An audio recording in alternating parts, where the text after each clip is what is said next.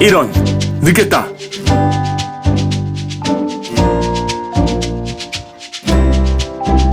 안녕하세요.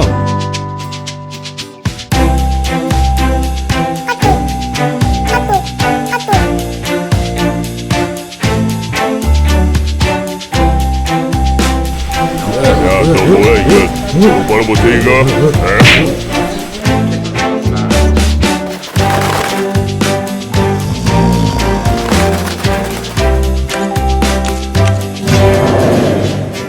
뭐야, 이건 예배가 아니잖아!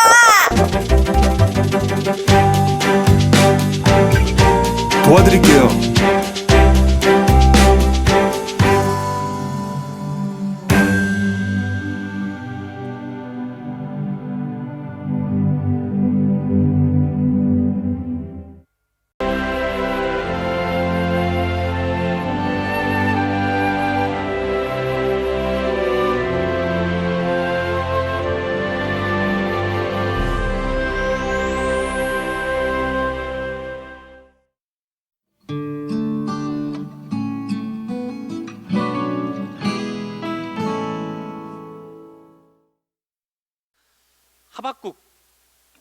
하박국이라고 하는 이름의 뜻은 뭘까요? 하박국이라고 하는 이름의 뜻은 씨름이란 뜻입니다. 레슬링 한다고 하죠. 하박국이라고 하는 이름의 뜻은 씨름. 여기에 또한 이중적인 다른 의미가 있습니다. 그 이름의 뜻은 안는다, embrace, 안는다는 뜻입니다. 하박국의 이름의 뜻은 씨름, 안음이라고 하는 뜻입니다. 왜 이 이름이 하박국에게 주어졌으며 오늘 우리에게 주신 이 하박국의 내용은 우리에게 무엇을 말씀하실까? 하박국의 시대는 영적인 침체 시대였습니다. 당시에 북이스라엘은 이미 아수르라고 한 나라의 멸망을 당했고 유다 땅이 남아 있습니다.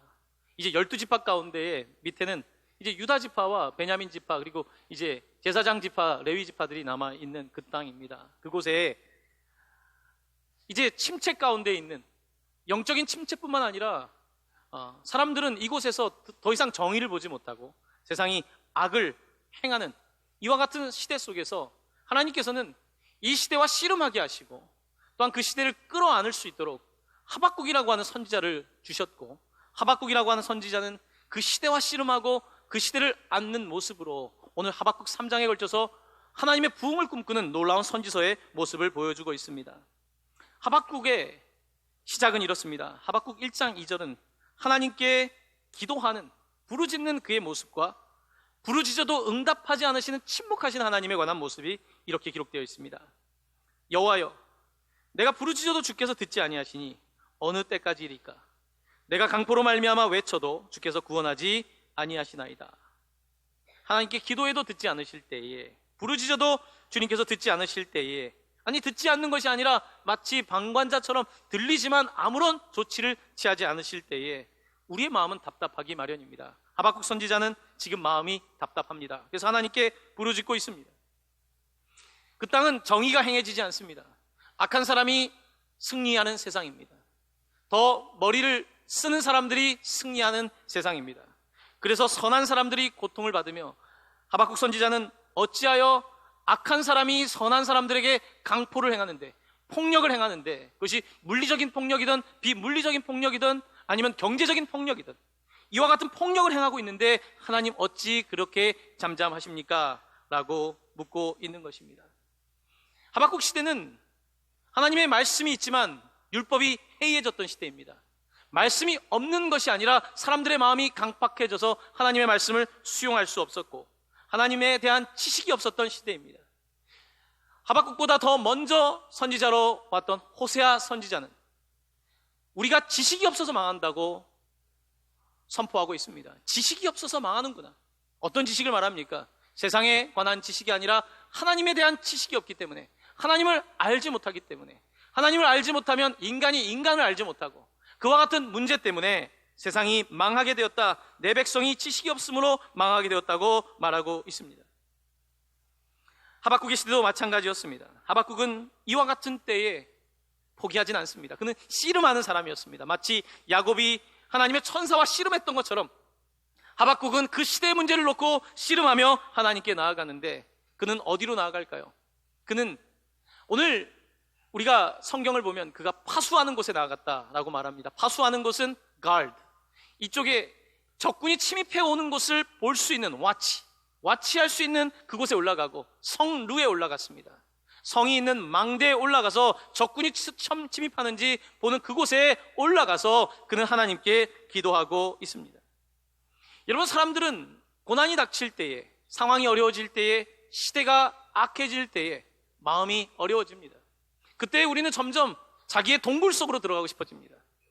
요나라고 하는 선지자가 있었습니다. 요나라고 하는 선지자, 물고기 뱃속에 들어갔던 선지자 아시지 않습니까? 하나님께서 그를 니느웨로 가라고 하실 때 그는 다시스로 가는 배에 올라탑니다. 그리고 그는 어디까지 가냐면 배의 가장 아래층에 내려갑니다. 그가 영적인 우울증에 빠졌던 것입니다. Spiritual depression. 영적으로 우울했던 거예요. 목회자도 선지자도 우울한 시대 가운데 우울한 삶 때문에 우울할 때는 빛을 보기 싫거든요. 그래서 그는 배의 가장 밑바닥에 내려갑니다. 하지만 하박국 선지자는 이와 같은 우울의 시대에, 침체의 시대에 이 바닥으로 내려가는 것이 아니라 성루에 올라갑니다. 그는 하강하는, 지하로 가는 계단에 올라가는 것이 아니라 상승하는 계단을 향해서 하나님을 향하여 계단에 올라가며 성루 위에 올라갑니다. 그러면서 그는 그곳에서 기도하고 있습니다. 하박국 2장 1절입니다. 이제 벌써 두 번째 장으로 넘어왔습니다. 우리 하박국 2장 1절의 말씀을 한 목소리로 같이 봉독하도록 하겠습니다. 내가 내 파수하는 곳에 서며 성루에 서리라. 그가 내게 무엇이라 말씀하실는지 기다리고 바라보며 나의 질문에 대하여 어떻게 대답하실는지 보리라. 아멘. 하박국은 영적인 침체 시대에 씨름하며 이 시대의 문제를 안기 위해서 성루에 올라가 하나님을 대면하고 있습니다. 이 시대의 문제를 시대 탓을 하거나 사람의 탓을 하거나 이와 같은 것으로 문제를 삼는 것이 아니라 그는 하나님 가장 가까운 곳에 올라가 기도의 처소에 나아가 하나님께 묻고 있습니다. 그때 하나님의 계시의 말씀, 묵시의 말씀이 들려집니다. 하박국서 2장 3절입니다. 우리 한 번 더 한 목소리로 봉독하도록 하겠습니다. 이 묵시는 정한 때가 있나니 그 종말이 속히 이르겠고 결코 거짓되지 아니하리라. 비록 더딜지라도 기다리라. 지체되지 않고 반드시 응하리라. 아멘. 이 말씀은 무슨 뜻일까요?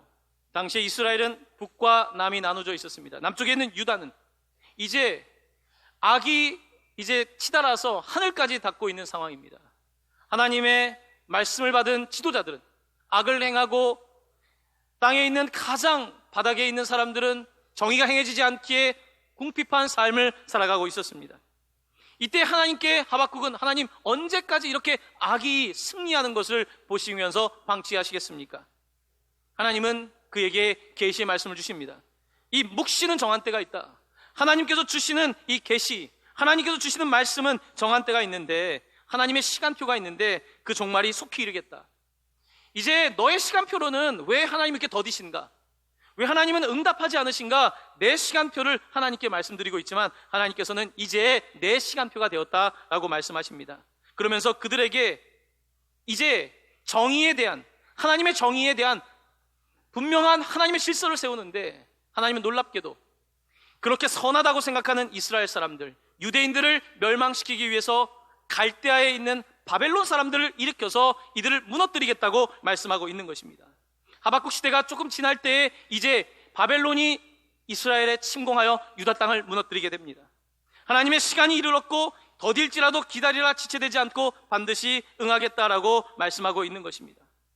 우리는 하나님을 대할 때에, 하나님께 기도할 때에 보통은 내 시간표를 냅니다.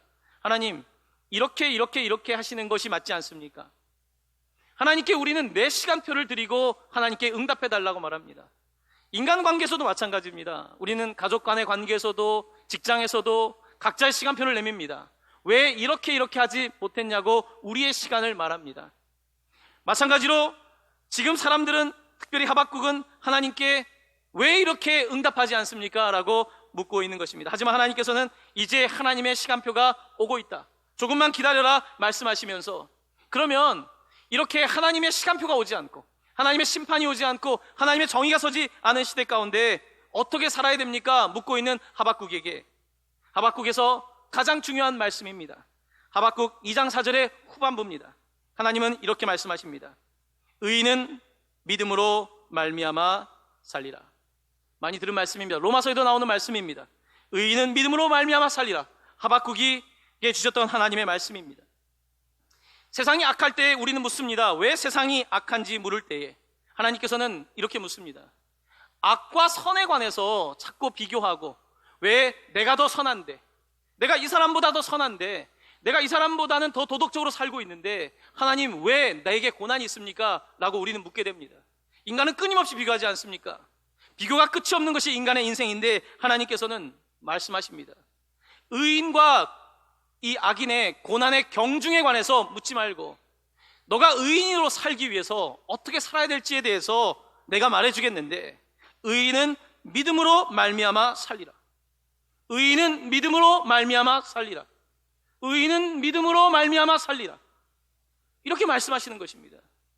너가 의인이라고 말하면서 다른 사람보다 너가 더 낫다라고, 내가 다른 사람보다 낫기 때문에 의인이라고 말하는 것은 하나님 보시기에 합당한 것이 아니라는 것입니다. 내가 조금 더 성적이 높다고 해서 내가 만점을 받을 수 있겠습니까? 내가 아무리 선하다고 해서 하나님 앞에서 만점 성적표를 받을 수는 없는 것입니다.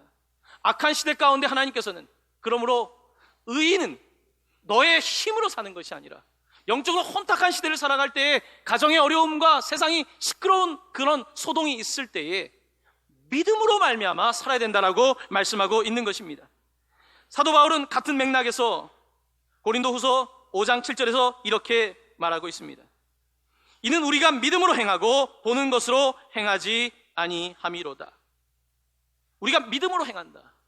믿음으로 행한다는 것은 보이지 않는 것을 보면서 산다는 거 아닙니까? 근데 많은 사람들은 보이는 것을 따라 살아갑니다. 영어 성경으로는 고린도후서 5장 7절의 말씀이 조금 더 쉽게 들립니다. We live, 우리는 살아갑니다. By faith, 믿음으로 의해서 살아갑니다. Not by sight, 우리는 시각적인 것에 의해서 사는 것이 아니라 Not by sight, but by faith, 우리는 믿음에 의해서 살아갑니다 라고 사도 바울이 고백한 것처럼, 의인이 살아가는 것은 보는 대로 살아가는 것이 아니라는 것입니다. 하박국의 눈에 보이는 대로 살아가면 불평하게 되고 탓을 하게 되고 그 가운데서 세상을 분석할 줄은 알게 되지만 하나님의 뜻을 실현하는 사람이 될 수는 없기에 우리는 믿음으로 살아간다라고 고백하고 있는 것입니다. 하박국은 이 놀라운 하나님의 음성을 들었습니다. 그리고 하박국 이후에 약 700년이 지난 이후에 바로 사도 바울이 이 음성을 듣게 됩니다. 하박국에 주셨던 그 음성을 깨닫게 됩니다. 여러분, 사도 바울은 어떤 사람이었습니까? 그는 바리새인이었습니다. 바리새인은 나의 의로움으로, 내가 율법을 알고 지킴으로 내가 높은 점수를 받을 수 있다, 나의 의로움을 얻을 수 있다는 것이 바리새인의 믿음이었습니다. 사도 바울은 바리새인 중에 바리새인이었습니다. 하지만 그에게 늘 어려움이 있었습니다. 만점을 받지 못하는 어려움이었습니다. 아무리 내가 율법대로 살지만 내 속에 있는 죄를, 내 속에 있는 악을 지워낼 수 없는 그의 한계 상황에 직면해 있었던 것이 바로 사도 바울이었습니다. 그럼에도 불구하고 그는 끝없이 노력했습니다. 내가 어떻게든지 하나님이 기뻐하시는 사람이, 하나님에게 억셉트 수용이 되기 위해서 그렇게 애를 썼던 그가 예수 그리스도를 만난 이후에 그는 하박국서를 다시 깨닫게 됩니다. 바로 로마서 1장 17절 말씀입니다. 우리 한 목소리로 함께 봉독하도록 하겠습니다. 복음에는 한 의가 나타나서 믿음으로 믿음에 이르게 하나니 기록된 바 오직 의인은 믿음으로 말미암아 살리라 함과 같으니라. 아멘. 사도 바울은 하박국서를 인용하고 있습니다. 그는 내가 율법으로, 내가 이 시대 가운데 좀 더 낫다라고 하는 자기의 의로, 얼마나 그가 자기의 의로 교만했던 사람입니까? 나는 이 시대 가운데 그래도 나은 사람이다라고 하는 도덕적인, 율법적인 의로움으로 살고 있던 그가 예수 그리스도를 만난 이후에 율법이 아니구나, 내 의로움이 아니구나, 오직 예수 그리스도의 의로움이기에 나는 오직 믿음으로 말미암아 산다라고 하는 이 하박국의 말씀을 그가 깨닫게 됩니다. 그리고 그로부터 약 1500년이 지나고 후에 마틴 루터가 종교개혁을 할 때에 솔라 피데, 오직 믿음으로, 루터도 마찬가지였습니다. 루터도 자기의 의로움으로 구원을 받기 위해서 자기의 몸을 채찍으로 치고 무릎으로 성당에 올라갔던, 그렇게 자기의 고행을 통해서 나아갔던 수도사였던, 신부였던 바로 루터가 그가 깨닫게 됩니다. 로마서의 말씀을 통해서, 하박국의 말씀을 통해서 의인은 내 의로움이 아니라 오직 예수 그리스도의 의로움이며 하나님의 의로우심이며 의인은 믿음으로 말미암아 살리라는 것을 깨닫게 되는 것입니다. 그로부터 약 500년이 지난 지금 우리도 동일합니다. 바로 의인은 믿음으로 산다. 내 의로움이 아니라 절대적으로 어떠한 시대이든지 상관없이 하박국 시대이든지 사도 바울의 시대이든지 루터의 시대이든지 아니면 2015년도 대한민국이든지 우리는 모두 의인은 믿음으로 말미암아 산다라고 하는 이 말씀을 듣게 되는 것입니다. 믿음으로 사는 사람은 감정에 의해서 살지 않습니다. 눈으로 보고 사는 사람들은 감정에 의해서 삽니다. 보는 대로는 감정이 일어납니다. 보는 대로는 우리의 생각이 생겨납니다. 우리의 생각은 왜곡되었습니다. 우리의 감정도 왜곡되었습니다. 그러므로 우리 가운데 풍랑이 잦아들 기미가 보이지 않습니다. 오직 믿음에 의해서 살아갈 때에만 풍랑 속에서 잔잔하게 하시는 하나님의 은혜를 얻게 되는 것입니다. 사랑하는 성도 여러분, 오직 믿음으로 사시길 바랍니다. 오직 믿음으로 사시길 바랍니다. 이 믿음이 우리를 구원하며 이 믿음이 우리의 삶에 놀라운 역사를 이뤄내는 능력인 것입니다. 하박국 선지자는 이렇게 하나님의 계시의 말씀, 묵시의 말씀을 듣습니다. 오직 의인은 믿음으로 말미암아 살리라는 말씀을 듣고 나서 그가 이제 하박국 3장입니다. 하박국 3장에 가면 그가 기도하기 시작합니다. 그런데 그의 기도의 주제는 부흥입니다. 그가 부흥을 위한 기도를 하게 되는데 하박국 3장 2절의 말씀입니다. 우리 함께 한 목소리로 봉독하도록 하겠습니다.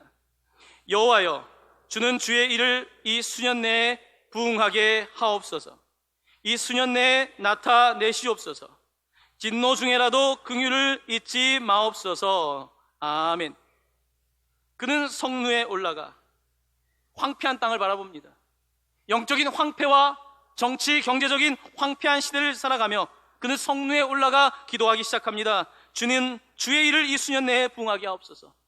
무엇을 부흥하게 해요? 주의 일을, 당신의 영광이 나타나는 주의 일을 부흥하게 해주십시오라고 기도하고 있는 것입니다. 그는 나를 부흥하게 해달라고 말하지 않습니다.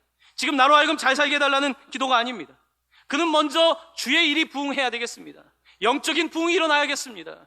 지금 이 땅 가운데는 어떠한 소망도 보이지 않는데 악이 선을 이기고 있고 사람들이 영적인 침체에 늪에 빠져있는 이 시대인데 주여 먼저는 영적인 부흥을 일으켜 주시옵소서. 이 수년 내에 주의 일을 부흥하여 주시옵소서라고 기도하고 있는 것입니다. 여러분, 사실 내가 살려면 어떻게 살겠습니까? 돈이 없는데 어떻게 삽니까? 그럼 돈이 있어야 사는 거 아닙니까? 그럼 돈이 없으면 죽어야 되는 겁니까? 지금 내가 소망이 없습니다. 소망이 없으면 어떻습니까? 죽어야 되는 겁니까? 아닙니다. 우리가 살아가는 이유가 물질이 되거나 이 땅에 소망이 된다면 우리는 이 땅을 살아갈 힘이 없는 사람들입니다. 어떻게 내일을 살아가겠습니까? 내 삶의 상황 속에서 어찌 하루하루를 살아갈 수 있겠습니까? 오직 우리가 살아갈 수 있는 한 가지 이유가 있다면 바로 영적인 이유 아니겠습니까? 바로 하나님이 나와 함께 하시기 때문에 내게 축복을 명하셨기 때문에 우리는 오늘도 살아가는 것 아니겠습니까? 그러므로 먼저는 영적인 부흥이 바로 주의 일에 부흥이 일어나야 되는 것입니다. 주의 일에 부흥이 일어나면 우리 개인의 영성이 부흥이 일어나고 또한 가정의 부흥이 일어나고 교회의 부흥이 일어나는 것 아니겠습니까? 바로 이것이 부흥의 역사입니다. 그럼에도 불구하고 우리 같은 시대에는, 왜냐하면 지금 경제적인 침체의 늪을 빠져들어가는 시대를 살아갈 때 우리는 부흥이라고 하는 말을 두려워합니다. 왜냐하면 세상의 현실과 다르기 때문입니다. 여러분, 우울증에 빠진 사람은 햇빛을 보기를 싫어합니다. 왜냐하면 내 기분이 상하기 때문에 햇빛을 보면 마음이 힘든 것입니다. 그래서 우울하면 우울한 노래를 듣는 것입니다. 하지만 부흥이라고 하는 것은 그런 것이 아닙니다. 지금은 침체된 시대이지만 바로 하박국은 우울한 노래를 부르지 않습니다. 부흥의 노래를 부르고 있는 것입니다. 하나님, 부흥을 일으켜 주십시오. 내 감정과 내 생각과 내가 보는 현실은 상당히 침체되어 있고 어둡지만 주여 이 땅 가운데 부흥을 일으켜 주십시오 라고 기도하고 있는 것입니다. 그 전제는 바로 주의 일의 부흥, 영적인 부흥이라고 그는 기도하고 있는 것입니다. 여러분, 많은 교회들이 요즘은 어려움을 겪고 있습니다. 많은 교회들의, 특별히 주일학교가 없는 교회가 얼마나 많습니까? 청년들이 교회를 떠나가고 벌써 그것은 1990년대 일입니다. 1990년대 이미 청년부든, 많은 교회 청년부는 상당히 어려움을 겪기 시작하는 증상이 나타나기 시작했습니다. 많은 교회들이 겉으로 보기에는 화려한 것 같지만 내부에 들어가 보면 문제가 많습니다. 어떤 문제입니까? 여러분, 교회는 일종의 돛담배와 같은 것입니다. 교회는 스스로의 동력으로 움직이는 증기선이 아닙니다. 교회는 자기의 스스로 자가 발전해서 움직이는 그와 같은 기관이 아닙니다. 교회는 돛담배일 뿐입니다. 성령의 바람이 불지 않으면, 돛담배가 성령의 바람에 의해서 움직여지지 않으면 교회는 생존에 전혀 에너지가 없게 되는 것입니다. 그런데 많은 교회들이 어떻습니까? 화려하고 나름대로 프로그램이 있고 배는 근사합니다. 배는 근사한데 돛에 문제가 있는 것입니다. 그리고 바람이 불지 않는 이 혼탁한 시대를 살아갈 때 배는 근사하지만 배가 정체되어 있는 이와 같은 결과를 맺게 되는 것을 보게 되는 것입니다. 여러분, 교회가 살기 위해서는 단 한 가지입니다. 그것은 건물도 아니고, 그것은 행사도 아니고, 어떠한 것도 아니라 교회가 사는 유일한 방법은 바로 성령의 바람이 부는 것이고, 성령의 바람이 불 때 교회가 돛을 피는 것입니다. 하나님께서 움직이는 그 바람을 향해서 교회가 맞추는 것, 이것만이 부흥의 역사의 모든 히스토리, 모든 역사적인 사건이었던 것을 보게 되는 것입니다. 이와 같은 시대를 살아가며 우리는 다시 부흥을 이야기해야 합니다. 다시 하나님의 부흥을 말하며 황폐한 시대 가운데 우리는 부흥의 기도를 올려야 되는 것입니다. 하박국은 성내에 올라가 기도합니다. 부흥을 위하여 기도합니다. 그때 하나님께서 그에게 평안한 마음을 주십니다. 우리가 읽었던 하박국 3장 마지막 절 말씀입니다. 그가 산 위에 올라가서, 성내에 올라가서 보니까 너무 황폐합니다. 그가 보는 것은 미래입니다. 선지자는 미래를 보는 사람 아닙니까? 이제 바벨론이 침공할 날이 보입니다. 이 땅이 이제 황폐한 이 땅을 바라보는 것입니다. 그때 그는 이렇게 고백합니다. 17절 말씀입니다. 얼마나 황폐한지, 얼마나 무너질 대로 무너질 수 있는지 그가 상상할 수 있는 모든 것들이 무너진 시대의 모습이 바로 17절의 모습입니다. 17절 말씀 우리 한 목소리로 봉독하도록 하겠습니다. 비록 무화과 나무가 무성하지 못하며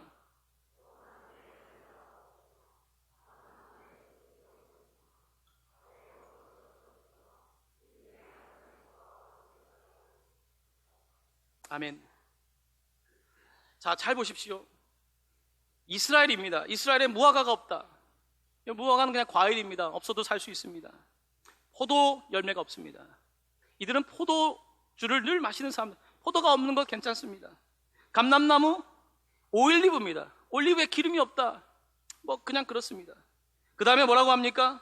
밭에 먹을 것이 없다. 먹을 것이 없다는 것입니다. 그 다음에 우리의 양이 없고 외양간에 소가 없다. 채소가 없는 것뿐만 아니라, 곡물이 없는 것뿐만 아니라 고기가 없다는 것입니다. 양고기도 없고 소고기도 없고, 주식거리가 다 떨어지는 전쟁의 시대를 말하는 것입니다. 모든 것이 없는 이 황폐한 시대, 물리적으로 뿐만 아니라 영적으로는 더더욱 황폐한 이 시대를 하나님께서 하박국에게 보여주십니다. 이렇게 아무것도 없는 시대 가운데 하박국은, 그런데 성내에 올라가 놀라운 하나님의 음성을 듣고 나서 그가 고백합니다. 그 다음 18절 말씀입니다. 18절 말씀 한 목소리로 봉독합니다. 나는 여호와로 말미암아 즐거워하며 나의 구원의 하나님으로 말미암아 기뻐하리로다. 아멘. 바로 이와 같은 배경하에서 나온 이 노래가 무화과 나무 잎이 마르면입니다. 사실 이 하박국 후반부는 노래입니다. 음에 맞춘 것입니다. 음에 맞춰서 불렀던 노래입니다. 그래서 무화과 나무가 무성하지 못하고 포도의 열매가 없으며 감람나무에 소출이 없으며 밭에 먹을 것이 없으며 우리의 양이 없으며 외양간에 소가 없을지라도, 주식이 없다는 것입니다. 간식이 없는 것이 아닙니다. 여러분, 주식이 없는데 기뻐할 수 있겠습니까? 간식이야 괜찮습니다. 과일은 안 먹어도 됩니다. 하지만 곡물이 없고 먹을 고기가 없는데 기뻐할 수 있겠습니까? 하지만 하박국은 기뻐하겠다고, 오히려 주님으로 인해서 난 너무 기뻐하다고. 왜 이렇게 그가 고백할 수 있습니까? 그는 지금 황무지 같은 세상 속에서, 이 현실 속에서 이 시대를 꿰뚫고 있는, 관통하고 있는 놀라운 영적인 부흥을 보고 있는 것입니다. 여러분, 우리가 잘 사는 게 잘 사는 게 아닙니다. 여러분, 뭘 쌓아놓는 것이 잘 사는 게 아닙니다. 잘 산다고 하는 것은 내 삶이 풍성한 것을 말합니다. 여러분, 풍성하다는 것은 내가 소유가 아니지 않습니까? 풍성함이라고 하는 것은 나를 부유하게 하는 놀라운 하나님 자신이 우리에게 부유함의 원천이 아니겠습니까? 그러므로 오늘 하박국은 이렇게 고백하고 있는 것입니다. 그러면서 그는 마지막 19절에서 한 마리의 사슴을 보고 있습니다. 여러분, 광야에 있는 사슴들은 이 산을 뛰어다니는 사슴들입니다. 여러분, 유다 땅에 가면, 이스라엘 땅에 가면 산 속에 있는 이 사막지대에 있는 사슴들이 보입니다. 이 사슴은 어떤 사슴입니까? 그는 19절에서 이렇게 말합니다. 주 여호와는 나의 힘이시라. 나의 발을 사슴과 같게 하사 나를 나의 높은 곳으로 다니게 하시리로다. 아멘. 사슴이 그냥 바닥을 다니는 게 아닙니다. 마운틴, 디어를 말하는 것입니다. 산 위를 뛰어다니는 사슴. 절벽에도 떨어지지 않고 얼마나 발에 힘이 좋은지 떨어지지 않는 그 사슴을 말하고 있는 것입니다. 바로 그가 본 사슴입니다. 이렇게 떨어질 것 같은 낭떠러지에 있는데 영적으로 부흥의 시대를 기다리며 그는 그 시대 가운데서도 이걸 꽉 붙잡고 떨어지지 않으며 그 시대를 위하여 기도하고 있습니다. 하박국은 씨름하는 사람입니다. 하지만 씨름하는 사람이 않는 사람입니다. 제가 여러분께 주보의 첫 번째 글에서 이렇게 썼습니다. 하박국 기원전 7세기 유다의 선지자, 이름의 뜻은 씨름, 안음, 시대와 싸우며 끌어안았던 하나님의 사람입니다. 하박국은 하나님께 물었습니다. 어찌하여 거짓된 대들을 방관하시나이까? 왜 선한 사람들의 고난에 잠잠하시나이까? 누구나 씨름할 일이 있습니다. 하지만 결국 안아야 합니다. 안아야만 씨름이 끝나기 때문입니다. 머리로만 씨름하지 말고 기도로 안아야 합니다. 성루에 올라가 영적 부흥을 위해 기도해야 합니다. 여호와여, 주는 주의 일을 이 수년 내에 부흥하게 하옵소서.